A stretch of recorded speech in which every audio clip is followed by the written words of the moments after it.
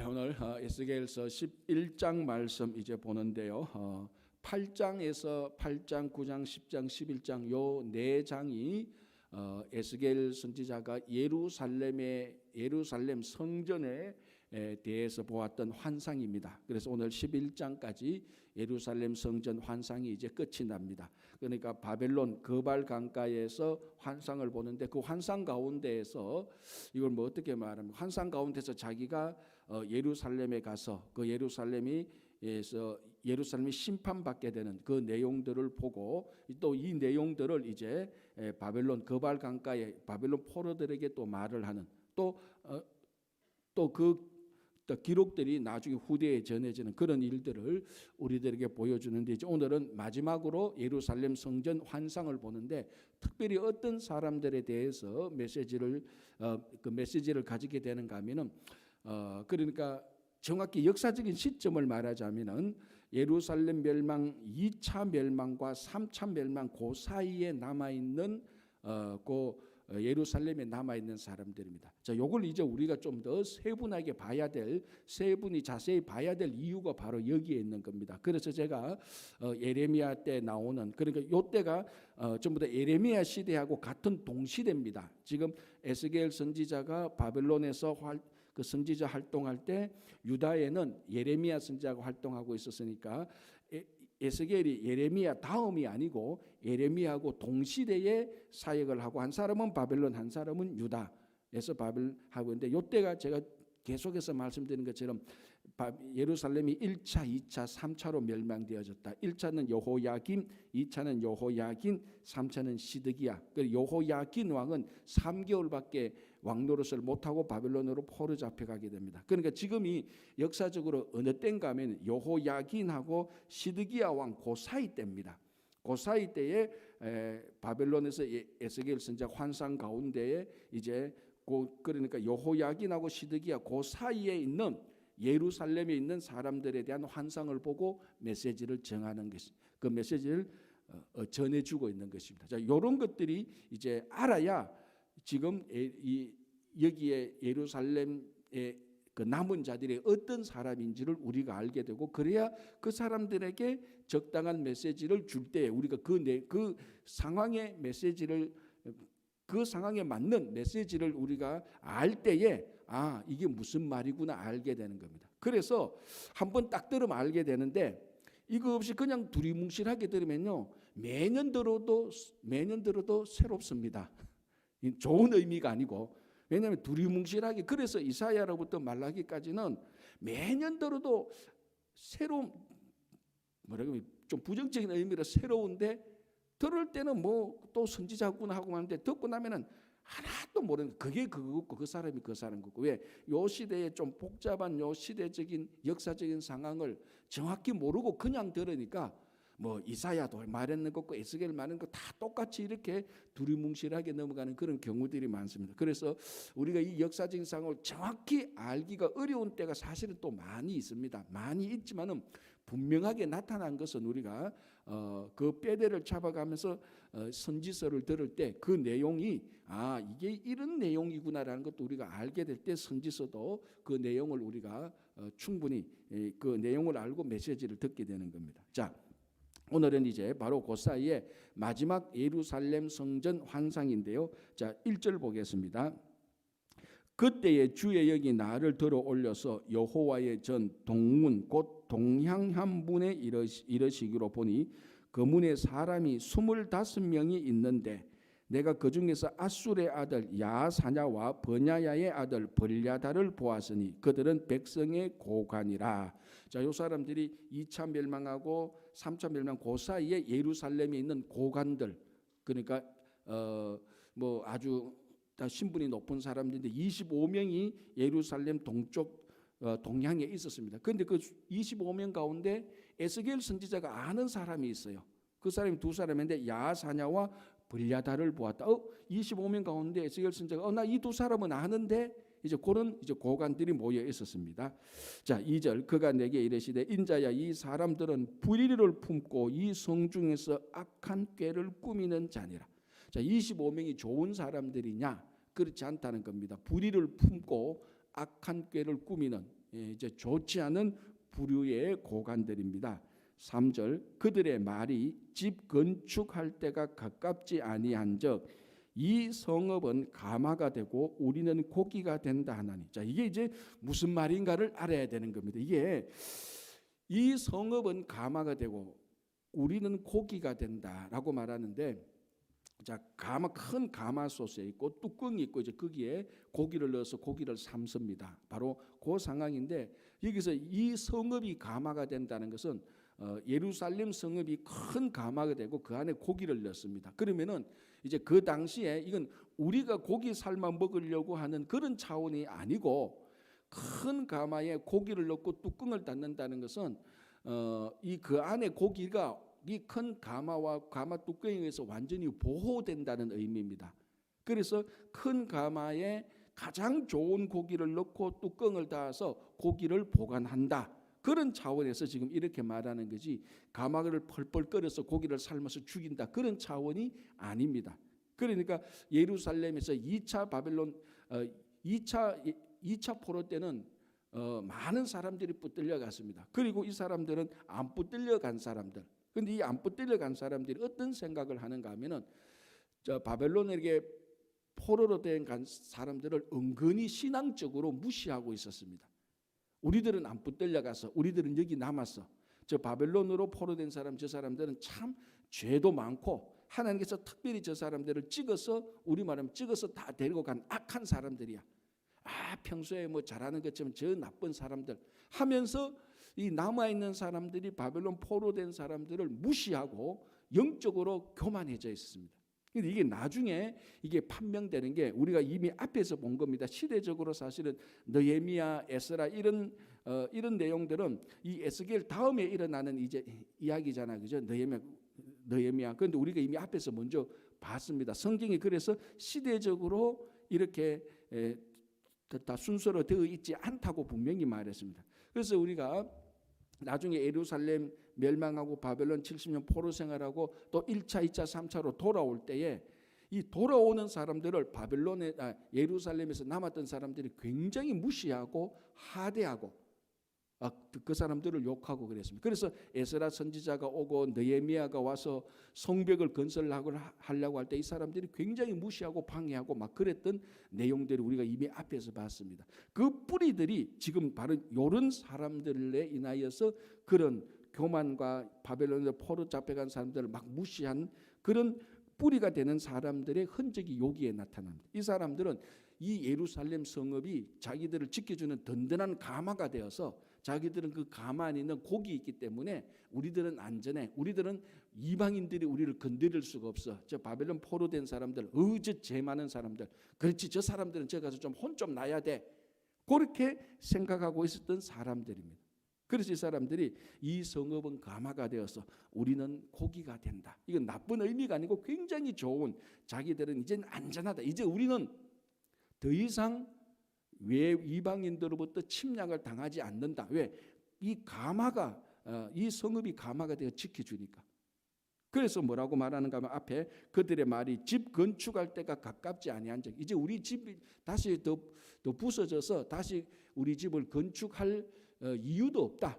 이제는, 그러니까 요 사람들은 어떤 생각을 하고 있었는가 하면 이제는 더 이상 예루살렘이 침략받지 않을 것이라고까지도 생각을 하고 있었습니다. 이제는 다 끝났다. 이제 진짜 엄청난 사람들이 바벨론으로 포로되어 갔으니까 바벨론이 이제 더 이상 우리를 침략할 이유가 없지. 또 이 예루살렘이 우리의 큰 가마가 되는데 이제 우리는 괜찮아. 그렇게 생각을 하고 있었다는데, 그래도 요까지는 그렇다 치더라도 그들의 마음속을 살펴보니까 4절 보시기 바랍니다. 그러므로 인자야, 너는 그들을 쳐서 예언하고 예언할지니라. 여호와의 영이 내게 임하여 이르시되 너는 말하기를 여호와의 말씀에 이스라엘 족속아 너희가 이렇게 말하였도다. 너희 마음에서 일어나는 것을 내가 다 아노라. 너희가 이 성읍에서 많이 죽여 그 거리를 시체로 채웠도다. 그러니까 요 이제 25인들을 중심으로 한 그 사람들이 이제 자기들이 그 남은 예루살렘의 모든 이제 권력을 쥐려고 어떻게 했느냐, 폭행을 행하고 사람들을 많이 죽이고 해서 자기들이 이제 완전히 그 남은 사람들에게 권력을 쥔 그 25인들을 말하고 있는 겁니다.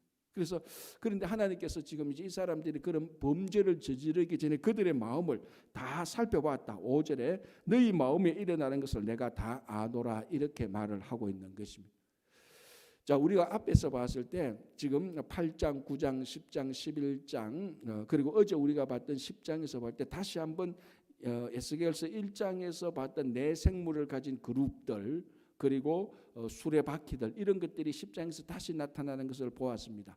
그래서 이 수레바퀴에는 우리가 1장에서 보면 거기에 사람 그래 눈이 가득하게 있었다라고 말합니다. 눈이 가득하기 때문에 사방을 다 두루 살필 수 있다. 그것이 수레바퀴의 큰 특징 중에 하나였습니다. 오늘 여기 보니까 바로 그것이 하나님께서 전지하시다. 모든 것을 다 안다. 왜? 모든 것을 다 살피기 때문에 그런 의미였는데 오늘 또 같은 맥락에서 그 25인들의 마음을 하나님께서 다 살피고 있다는 것입니다. 그들이 지금 어떤 악의를 품고 있고 그 어떤 악의를 가지고 이 예루살렘에서 권력을 쥐려고 하는가. 그래서 폭행을 해가고 사람을 죽이고 이렇게 해서 자기들이 이제 권력을 잡으려는 그것을 알고 그리고 6절에 너희들이 이제 여기서 사람을 죽여서 시체로 거리를 채웠도다 이렇게 말합니다. 자, 7절 보시기 바랍니다. 그러므로 주 여호와께서 이같이 말씀하셨느니라 이 성읍 중에서 너희가 죽인 시체는 그 고기요 이 성읍은 그 가마인데 너희는 그 가운데에서 끌려 나오리라. 자, 이제는 성읍과 고기를 이제는 또 거꾸로 하나님께서 해석해 주십니다. 진짜 너희들이 그 성읍 그러니까 25인들이 최상품 고기로서 그 가마에 안전하게 보관되어 있다고 생각했겠지만은 실상은 너희들이 다른 사람을 죽였는데 그 다른 사람들이 그 가마 안에 있는 이제는 진짜로 뭐라고 뭡니까 삶어 그 가마를 통하여서 그 안에 내용물들을 삶는 것처럼 너희들이 시체를 그 가마에 담아 놓았구나. 그러니까 하나님께서 이걸 뭐라고 말하는 거면 비꼬는 겁니다. 너희들이 예루살렘을 가마라고 생각하고 너희들이 최상품 고기라고 너희들이 생각하고 있었지만 실상은 너희들이 죽인 이 사람들을 그 가마의 고기가 된다. 이렇게 비꼬는 겁니다. 그래서 그리고 난 다음에 너희들은 그러니까 25인들 이 사람들 중심으로 한 사람들은 그 가마에서 도로 끌어내겠다. 이게 뭐냐면은 이제 3차 침략이 올 것이라는 것을 얘기하고 그 사람들 3차 침략하는 그 사람들 속에 이제 이 사람들이 다칠 것이다. 그래서 11장 8절을 보시기 바랍니다. 나주 여호와가 말하노라 너희가 칼을 두려워하니 내가 칼로 너희에게 이르게 하고 너희를 그 성읍 가운데에서 끌어내어 타국인의 손에 넘겨 너희에게 벌을 내리리니. 자, 이 구절은 역사적인 상황으로 보면 어떤 것을 말합니까? 3차 침략을 말하는 거죠. 그리고 3차 침략 전에 이 사람들이 자기는 괜찮다. 우리는 이제 모든 일이 다 해결됐다. 우리는 성읍의 가마처럼 우리는 안전해. 그래서 이제 우리는 드디어 이 예루살렘 성읍의 권력을 쥐어야지. 그러면서 나쁜 그 다른 사람들을 다 죽이고 대적자들 다 죽여서 자기들의 권력을 가졌습니다. 그런데 하나님께서 뭐라고 말씀합니까? 너희들이 생각했던 그 가마에서 내가 끌어내어서 너희들을 타국인의 손에 넘겨줄 것이다. 그러니까 자기들이 이제 더 이상 침략이 없다고 생각했는데 침략이 있을 거라고 말합니다. 3차 침략이 있을 거라고 말하는 거죠. 그건 에레미야 선지자가 에스겔 선지자가 앞에서 했던 내용하고 똑같습니다. 그죠? 그래서 9절 다시 볼게요. 너희를 그 성읍 가운데서 끌어내어 타국인의 손에 넘겨 너희에게 벌을 내릴 것이다. 10절 너희가 칼에 엎드려질 것이라 내가 이스라엘 변경에서 너희를 심판하리니 너희는 내가 여호와인 줄을 알리라. 자, 그래서 이런 것을 보면서 뭘 또 느끼는가 하면요. 항상 어떤 그룹의 사람들이든지 이 사람들이 다른 사람을 무시하고 자기는 교만하는 사람들이 있다는 것을 우리가 알게 됩니다. 자, 여기서 한번 보십시오. 그 상황을 한번 생각해 보십시오. 같이 신앙생활을 하고 같이 삶을 나누던 같은 한 나라의 백성으로서 일단의 그룹들이 바벨론으로 포로 잡혀가면은 그 사람들을 위해 애통해하고 한탄해하고 야 우리가 나중에 다시 어떻게 만날 것인지 우리가 그것을 같이 연구하고 만약 이게 오래가면 우리 자손들 너희 자손들이 나중에 다시 하나가 될 때에 그 이네들 간에 이질감이 없고 잘 하도록 하자. 이게 정상적으로 하나님께서 선택한 백성들의 삶의 태도인데 바벨론으로 붙들려가는 그 사람들을 무시하고 이 사람들은 죄를 많이 지었다고 자기들은 오히려 더 고상한 척하고 그러면서 마음에는 악행을 품고 그리고 오히려 자기들은 그 품었던 악행을 가지고 거기서 사람들을 죽이고 하는 이런 악한 사람들,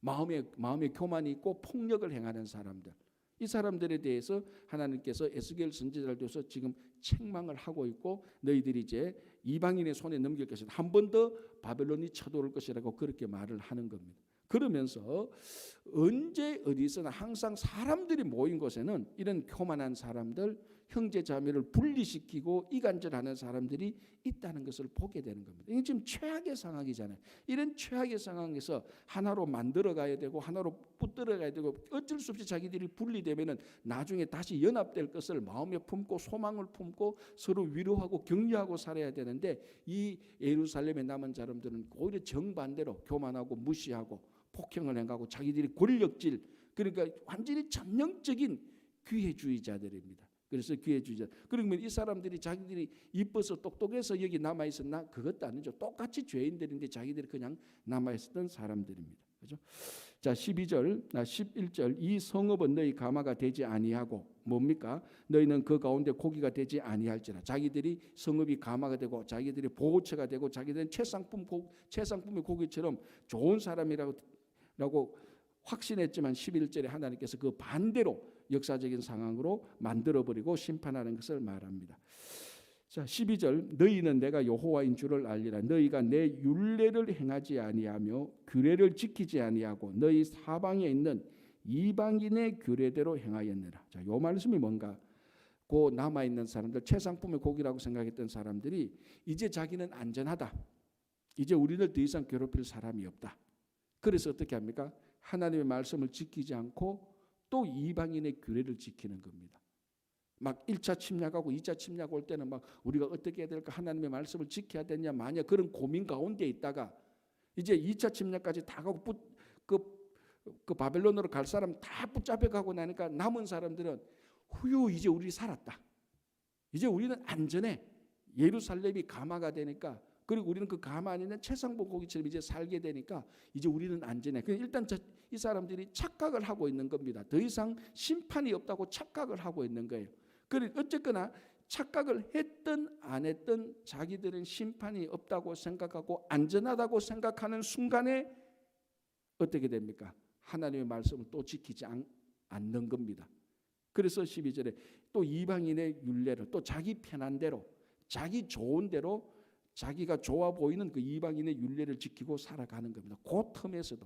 그리고 이걸 보면서 우리 이 선지자의 말씀을 자세히 보면요, 참 그 우리 속에 있는 신앙의 그 나태함, 우리 속에 있는 신앙의 교만함과 때로는 우리 신앙의 그 악이, 이런 것들이 그대로 다 드러나고 있습니다. 여러분, 이게 지금부터 뭐 2500년 전, 2600년 전 이야기지만 그때의 사람의 그 나태함, 그때 그 사람의 그 간사함, 그때 그 사람 속에 있는 그 교만함과 폭력적인 것은요, 이게 오늘날 우리하고 전혀 다르지 않습니다. 우리가 아프고 힘들 때는 하나님의 말씀을 어떻게 지킬까 고민하다가 그것이 다 지나갔다고 생각하면은 또 우리는 하나님의 말씀을 지키지 않고 또 편한 대로 이방인의 규례를 지킬 겁니다. 제가 하나 예언하건데, 이상하게 생각하지만 하나 예언하건데, 코로나 팬데믹이 다 끝나고 안전하게 되면요, 언제 코로나가 있었나라고 또 신앙적으로 예배 드리는 그 귀중함과 그 가치를 무시하는 사람들이 분명히 나타날 겁니다. 여러분들 말고, 여러분들 다 새벽에 오신 분들이니까, 여러분들이야 뭐 코로나가 있든 없든 말씀을 사모하고 새벽에 나와서 말씀을 사모하니까 여러분들 말고, 분명히 1단의 그룹들은 코로나가 다 끝나면은 언제 코로나가 있었냐는 듯이 또 말씀을 소중히 안 여기고 예배 드리는 그 가치를 또 싹 잊어버리고 또 자기 마음대로 살 1단의 그룹들이 분명히 나타날 겁니다. 그건 제가 100% 예언합니다. 누군지는 모르겠지만 요 사람들 보십시오. 2차 침략 다 끝나고 바벨론 포로 다 잡혀가고 이제는 야, 우리는 가마솥에 있는 최상품의 고기야, 우리는 안전해, 그렇게 생각하는 순간부터 하나님의 규례와 율례를 또 안 지키고 이방인의 규례대로 편한, 여기서 이방인의 규례라는 것은 자기 편한 대로, 자기 좋은 대로, 자기 마음에 드는 대로 규례를 지키는 것을 의미하는 겁니다. 그렇게 또 싹 지키게 되는 거예요. 이 인간의 간사. 그래서 우리는 상황이 우리한테 편하고 상황이 편하고 좋을 때 그때 사실은 제일 신앙적으로 위기입니다. 제일 위기예요. 모든 일이 잘 돼 가는구나. 일이 술술 풀리구나. 편하게 됐다. 이제 걱정거리가 없다. 그때에 신앙적인 빨간불을 딱 켜야 됩니다. 이때 내가 더 말씀을 지켜야지. 이때 내가 변함없이 계속 기도의 자리를 지켜야지. 이때 변함없이 내가 세상과의 그 쾌락과의 긴장감을 지켜야지. 그때가 사실은 신앙적으로 볼 때 제일 큰 위기입니다. 그때 대부분의 사람들이 걸려서 다 넘어지는 거예요. 이 사람들도 지금 거기서 걸려 넘어지는 겁니다. 자, 이때에 13절 보시기 바랍니다.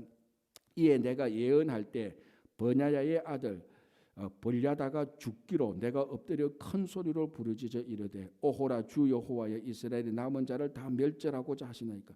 자, 이렇게 이제 하나님께서 너희들 심판하겠다고 하면서 시범 케이스로 벌야다를 치는 겁니다. 여기 이제 하나님께서 너희들이 이방인의 규례를 지키는구나. 3차 침략이 있을 것이다. 우리말로 하면 바벨론이 다시 쳐들어올 것이다. 우리는 그 상황을 아니까 이렇게 말할 수 있는 겁니다. 그 시범 케이스로 벌야다를 딱 치는 겁니다. 그러니까 어떻게 보면요, 전 인류적으로 전 역사적으로 볼 때 이 코로나 팬데믹도 하나님 마지막 심판 때의 시범 케이스일 수도 있을 겁니다. 시범 케이스로 내가 한번 코로나 팬데믹 한번 보여줘 볼게. 너희들이 워낙 종말과 재림과 하나님의 심판을 안 믿으니까 온 인류에 한번 시범 케이스로 칼과 기근과 재앙, 칼과 기근과 전염병으로 하나님께서 치겠다고 계속 반복했던 예레미야 말씀 가운데 전염병 또는 재앙을 하나 시범 케이스로 내려준 거하고 똑같습니다. 여기에 정신을 번쩍 차려야 되는데 여기 정신 번쩍 못 차려 약간 당할 때 아이고 힘들구나 하고 시범 케이스 딱 지나가면 언제 그랬냐는 듯이 다시 또 그 이전에 악한 상태로 돌아가면은 이제 시범 케이스가 아무 효과가 없는 겁니다. 이때 사실은 벌야다가 한 사람 딱 죽을 때 나머지 24인들은 정신을 번쩍 차리고 야 이거 우리가 생각 잘못했구나. 우리가 하나님께 회개해야지 했더라면은 또 상황은 바뀌었을지 모릅니다. 하나님께서는 회개하는 자들의 기도를 들으시니까. 근데 요 한 사람 죽고 난 다음에 아무런 진전이 없습니다. 그러니까 또 마지막으로 3차 침략이 와서 예루살렘이 멸망하게 되는 겁니다. 그렇죠? 자, 15절 보겠습니다. 인자야 예루살렘 주민이 너희의 형제 곧 너희의 형제와 친척과 온 이스라엘 족속을 향하여 이르기를 너희는 여호와에게서 멀리 떠나라. 이 땅은 우리에게 주어 기업이 되게 하신 것이라 하였나니 그런즉 너는 말하기를 주 여호와의 말씀에 내가 비록 그들을 멀리 이방인 가운데로 쫓아내어 여러 나라에 흩었으나. 자, 이게 무슨 말인가 하면은 예루살렘 주민이 어떻게 생각하는가 하면 바벨론에게 포로되어 간 사람들이 있습니다. 그 포로되어 간 사람한테 너희들이 이제 완전히 이 땅을 떠나라. 이 땅 예루살렘은 하나님의 땅이니까 너희들이 바벨론 포로로 가니까 완전히 이 땅에서 떠나서 여호와로 멀리 떠나가라. 그리고 남아있는 이 바벨론 포로되어 간 사람들의 기업들, 재산들 그거 자기들이 다 차지하는 겁니다. 지금 그 말입니다. 15절에 보니까 너희는 여호와에게서 멀리 떠나라. 이 땅은 우리에게 주신 기업이 되게 하신 것이라. 그러니까 정상적인 진짜 형제 자매라면 어떻게 말합니까? 너희들이 우리 대신 바벨론으로 포로 잡혀가는구나. 우리가 나중에 다시 만날 것이다. 만약에 우리가 다시 만나지 못한다면 우리 자녀들은 만나게 될 것 아니냐. 그러면은 너희들이 이 땅을 등기등본 잘 해놔서 우리가 다 정리해서 너희들이 돌아올 때 너희들의 땅은 너희들이 땅에 살도록 우리가 해야 할 것이다. 걱정하지 마라. 그렇게 해야 정상이잖아요. 그런데 바벨론 포로되어 가는 사람들을 무시하고 그 사람들은 죄가 많다고 그러고 너희들은 영원히 떠나라. 그리고 너희들이 하나님으로부터 떠나는 게 아니냐. 이 땅에서 떠나니까. 그리고 다 보내놓고 이 땅은 하나님께서 우리에게 주신 기업이라고 형제의 땅을 자기 기업으로 사실은 착취하는 거죠. 중간에서 뺏는 겁니다. 좀 그런 일을 말하는 겁니다. 하나님께서 주신 기업이 아니죠. 그 사람들한테. 자, 그러니까 16절에 뭐라고 말합니까? 그런즉 너는 말하기를 여호와의 말씀에 내가 비록 그들을 멀리 이방인 가운데로 쫓아내어 바벨론으로 포로된 사람들이죠. 남아있는 사람들이 아니고 쫓아내어 여러 나라에 흩었으나 그들이 도달한 나라들에서 내가 잠깐 그들에게 성소가 되리라. 정말로 하나님께서 역전시키는 거죠. 뭡니까? 바벨론으로 포로되어 간 사람들에게 잠깐 동안 너희들이 포로가 되어 있는 동안 하나님이 그들의 성소가 되겠다고 말해요. 왜냐하면 이 사람은 예루살렘에서 멀리 떨어져서 자기들이 성전이 없으니까 내가 너희들이 성소가 되겠다. 그리고 예루살렘 성전은 어떻게 됩니까? 멸망되는 거죠. 완전히 역정되고 아이러니가 여기 있는 겁니다. 그래서 하나님께서 예레미야 선지자를 통해서 계속해서 선포했던 메시지가 뭡니까? 너희들은 바벨론에게 항복하고 바벨론으로 갔다가 거기서 실컷 하나님의 뜻을 듣고 심판당하고 다시 거듭나서 이 땅에 돌아와서 하나님의 자녀로 살아. 그게 큰 흐름이었습니다. 그래서 심판을 말하면서 회복을 말했던 것이 예레미야 선지자의 본질적인 메시지였습니다. 지금 그걸 말하고 있습니다. 그런데 요 남아 있었던 사람들이 바벨론 포로된 사람들을 무시하고 땅도 빼앗고 막 그러니까 하나님께서 내가 바벨론에 포로된 간 사람에게 하나님 스스로가 그 잠깐 동안 포로 기간 동안에 성소가 되겠다. 그러면 예루살렘에 남은 사람들은 뭐라고 말할 것입니까? 괜찮아요. 우리는 예루살렘 성전이 있어요. 그렇게 말할 수 있겠죠. 그러나 느부갓네살 왕이 완전히 다 멸망시켜버리는 그런 일들을 보게 되는. 그래서 에스겔서 1장하고 48장의 큰 주제가 뭐라고요? 여호와 샴마. 내가 바벨론에서 너희들과 함께 하겠다는 거예요. 이게 바벨론 포로들에게 가장 중요한 메시지였습니다. 우리가 포로로 잡혀가는, 우리가 이방인의 땅에 가는 것, 우리가 거기서 어떻게 살고 걱정하지 마라. 하나님이 너희들과 함께 하겠다. 그런데 그것도 모르는 예루살렘 남은 자들은 시금방지게 성전이 아직 만약에 있으니까 우리는 여기서 최상품의 고기에 대해서 이제는 포로도 잡혀갈지도 다 가고 이제는 여기서 우리가 어떻게 여기서 기회를 잡고 어떻게 권력을 잡을까. 그래서 남은 사람들이 악의 다툼을 하는 그걸 보여주고 있습니다. 그런데 하나님께서 아이러니하게 바빌론에 포로된 사람에게 내가 그들에게 성소가 될 것이다. 예루살렘 성전은 무너뜨리고. 자, 이게 꼭 그대로 일치하지는 않지만은 미국으로 이민은 우리들에게 얼마나 힘이 됩니까? 그렇다고 해서 한국에 남은 사람들을 무시하자 그게 아니고 하나님께서 바빌론에게도 함께 하시겠다고 했던 그 에스겔의 큰 주제가 오늘날 우리들에게 너희들이 미국으로 온 한국 이민자들에게도 하나님께서 이 땅에서도 인종적으로 민족적으로 보면 미국은 우리들에게 이방인의 땅입니다. 신앙적이 아니고 그죠? 우리 그 낯선 타국이니까 이 낯선 타국에 온 너희들에게도 여호와 샴마 하겠다고 말씀을 해주시는 것하고 똑같습니다. 그래서 제가 옛날부터 했던 것이 성경을 다시 이민자의 눈으로 볼 때 그전에 발견하지 못했던 진짜 하나님의 메시지를 특별히 에스겔서 같은 데서는 진짜 오리지널을 우리가 발견할 수 있는 겁니다. 왜? 우리가 타국에 와가 있잖아요. 타국에 와 있는 이 에스겔 선지자가 그 타국에서 그 자기 조국과 있었던 그 바빌론과 연계해서 사역을 하고 메시지를 볼 때에 우리가 에스겔이 있었던 바빌론, 우리가 미국에 살고 있는 이 관점으로 볼 때 지금까지 보지 못했던 하나님의 말씀이 새롭게 보이는 것. 그래서 이 말씀이 에스겔 선지자가 우리들에게 얼마나 큰 힘과 위로와 용기가 되는지 모릅니다. 그래서 그들이 도달한 나라들에게서 내가 잠깐 그들에게 성소가 될 것이다. 그 잠깐 동안 있는 동안 걱정하지 말라는 것이죠. 그죠? 자, 17절 너는 또 말하기를 주 여호와의 말씀에 내가 너희를 만민 가운데에서 모으며 너희를 흩은 여러 나라 가운데에서 모아내고 이스라엘 땅을 너희에게 주리라 하셨다 하라. 이스라엘 땅을 누구에게 준다고요? 바빌론에게 포로 온 사람들에게 주리라 하겠다.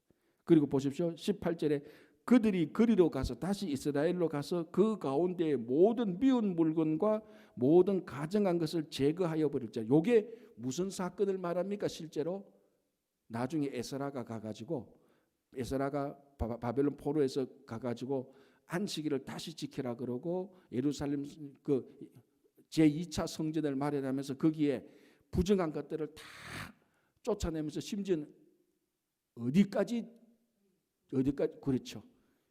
이방 부인하고 결혼하고도 다 이혼시켜 버리는 거. 그게 저는 아직까지 제가 믿음이 약해서 그런지 그 일이 진짜 그대로 일어났겠나라는 생각이 들어요. 여러분 에스라가 와가지고 이방 여인들하고 결혼한 사람들 다 잘 먹고 아들인데 너희들 다 이혼해. 다 이혼했다는 거예요. 완전 100% 인종적으로도 정화시켜버리는. 그래서 18절 보십시오. 내가 그들이 그리로 가서 그 가운데 모든 미운 물건과 모든 가증한 것을 제거하여 버릴지라. 이게 지금 하나님께서 바빌론 포로 온 사람들에게 너희들이 나중에 조국으로 와서 너희들이 진짜 그 땅을 다시 정화하는 사람들이 될 것이라고 약속합니다. 그러면서 19절에 뭐라고 말합니까? 내가 그들에게 한 마음을 주고 그 속에 새 영을 주며 그 몸에서 돌 같은 마음을 제거하고 살처럼 부드러운 마음을 주어 내 율례를 따르며 내 규례를 지켜 행하게 하리니 그들은 내 백성이 되고 나는 그들의 하나님이 되리라. 그래서 에스겔서 19장 11장 19장 19절 20절 말씀을 어떤 주석가는 이게 에스겔 복음이다 이렇게 말을 합니다. 마태, 마가, 누가, 요한 복음이 있는 것처럼 에스겔 복음이다. 이 바벨을 포로 온 사람들에게 새로운 영을 주어서 그 돌같이 굳은 마음을, 강팍한 마음을 다 제거하고 부드러운 살을 주어서, 그러니까 하나님께서 예레미야가 했던 말이 그대로 이루어지는 겁니다. 바빌론에 포로 온 사람들을 하나님께서 다시 다 거듭나게 하는 겁니다. 다 새로운 영을 거듭나게 해서 이스라엘에 가서 이스라엘의 그동안에 부정하고 더러운 것들을 다시 다 정화시키는 그런 일들을 하고, 20절에 이들은 하나님의 율례를 따릅니다. 자, 아까 요하고 동시대에 있었던 예루살렘에 있었던 사람들은 누구 율례를 따랐다고요? 이방인의 율례를 따르고 있었어요. 그런데 바빌론에 포로 잡혀온 사람들은 하나님의 영을 줘서 하나님의 율례를 따르고 있습니다. 자, 이게 지금 역전되어 있는 거 아닙니까? 바뀐 거죠, 사실은. 하나님의 성소도 없고, 바빌론 포로 잡혀온 사람 이방인의 땅에서 성소도 없고 아무것도 없는데 하나님께서 성소가 되고 하나님께서 새로운 영을 부어주시고 그들에게 강팍한 마음을 제거해 주시고 그들에게 부드러운 속살을 주셔서 하나님께서 나중에 이스라엘을 정화시키는 하나님의 사람으로서 거듭나게 하고 있는, 요게 바로 하나님께서 바빌론 포로를 한 목적입니다. 그래서 예레미야가 계속해서 이걸 말했는데 그 거짓 선지자들은 아니다라고 계속해서 버텼던 겁니다. 이제 그 일들이 하나하나 실천되고 있는 것입니다. 그렇죠? 자, 21절, 그러나 미운 것과 가증왕선을 마음으로 따르는 자가 내가 그 행위대로 그 머리에 갚으리라. 나주 여호와의 말이나. 그러면서 나중에 그들의 행위, 그들의 가증한 것을 따라서 심판할 것이다라고 얘기를 하면서 이제 실제로 환상을 마칩니다. 그래서 22절에서 25절까지 환상 여행 끝. 8, 9, 10, 11에서 예루살렘에 대한 어떻게 멸망할 것이며 예루살렘이 어떻게 멸망할 것이며 왜 예루살렘이 멸망해야 되는가 그걸 보여주시고, 그리고 이 예루살렘 나중에 멸망한 후에도 바벨론을 포로 온 사람들에게 새로운 영을 주셔서 나중에 예루살렘에 멸망한 그 땅을 하나님께서 준비하고 계신다는 것을 보여주고 있는 것입니다. 그래서 예레미야 선지자하고 에스겔 선지자의 두 책을 읽어보면 하나님께서 어떻게 회복시킬까, 회복 프로그램이 거대한 드라마로 나타나 있습니다. 그런데 회복 드라마를 보니까 우리의 이스라엘 백성들의 뜻하고는 완전히 다른 바빌론에게 포로되어 간 사람들을 통하여서 하나님께서 역사하시는 그런 것들을 보게 될 때에 우리가 이민 온 자들에게 우리들에게 분명한 희망과 소망의 메시지가 주어지는 것입니다. 그래서 하나님께서 우리가 미국에 살면서 계속해서 새 영을 주시고 우리의 강팍한 마음을 계속해서 잘라내고 성전에 대한 마음을 사모하게 되고 회복하게 하는 그 하나님의 역사하심 속에서 살아가시는 여러분 되시기를 바랍니다. 기도하겠습니다. 하나님 아버지 감사합니다. 하나님께서 바벨론 포로된 자들에게 한 마음을 주고 그 속에 새로운 영을 주셔서 돌 같은 마음이 사라지고 부드러운 마음을 주셔서 하나님의 말씀을 따르게 하셔서 다시 하나님의 회복 프로그램에 중요한 사람으로 쓸 것을 하나님께서 예언하는 것을 보게 됩니다. 하나님, 우리가 미국 와서 살고 있는 우리들에게 하나님께서 새로운 영을 부어주시고 혹 우리들에게 있을 이방인의 규례를 따르는 것을 제거하여 주시고 강팍한 마음을 제거하여 주시고 우리들에게 새로운 영으로 부드러운 마음을 주셔서 주님의 말씀을 잘 지키고 살도록 하여 주시옵소서. 우리 가운데 김영만 장로님 그 외에 육신이 연약하신 모든 분들 하나님께서 친히 이 시간에도 터치하여 주셔서 회복시켜 주시고 가정과 일터와 또 여러 가지 일들, 재정적인 일이나 인간관계의 모든 일들로 인하여서 기도하는 심령들의 기도를 다 들어서 역사해 주시옵소서. 오늘 또 하루의 삶을 주님께 맡기며 예수님의 이름으로 기도하옵나이다. 아멘.